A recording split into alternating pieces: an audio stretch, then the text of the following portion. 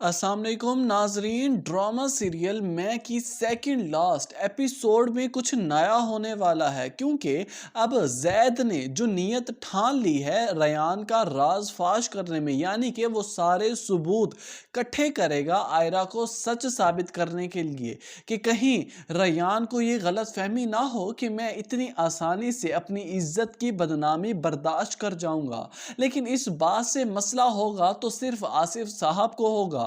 वो जैद को बार बार ये जताने पर मजबूर कर देंगे कि इसमें रयान का कोई कसूर नहीं है, कसूर है तो सिर्फ तुम्हारी बीवी का है, उसकी खुद ही नीयत ठीक नहीं थी। अब यहाँ पर जैद को तो आयरा पर यकीन है, लेकिन आयरा अपनी इज्जत की खातिर घर छोड़कर चली गई है अपनी भाभी के पास। लेकिन जैद सुकून से नहीं बैठेगा, वो चक्कर लगाता रहेगा आयरा की तरफ, लेकिन आयरा उसके लिए कोई दरवाजे ना खोलेगी, ना ही उसी की कोई बात सुनेगी। अब उसकी भाभी भी उसे मजबूर करने लगेगी, तो आयरा कहने लगेगी कि भाभी, मैं जैद से जितनी मोहब्बत करती हूँ ना, उससे कई गुना ज़्यादा मैं अपनी इज्जत से मोहब्बत करती हूँ। अपनी इज्जत के बारे में कॉम्प्रोमाइज़ नहीं कर सकती किसी के साथ भी, और जितना घटिया इल्ज़ाम मुझ पर लगा है मैं इसको बर्दाश्त कैसे करूँ।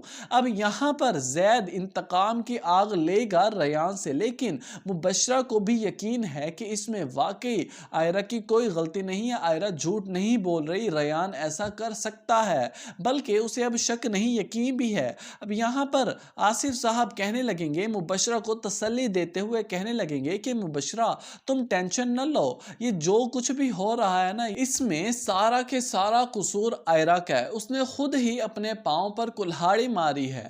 अब इसी तरह ही जैद उससे दूर होगा और तुम्हारे करीब। लेकिन ये महज गलत फहमी आसिफ साहब की भी और मुबशरा को भी।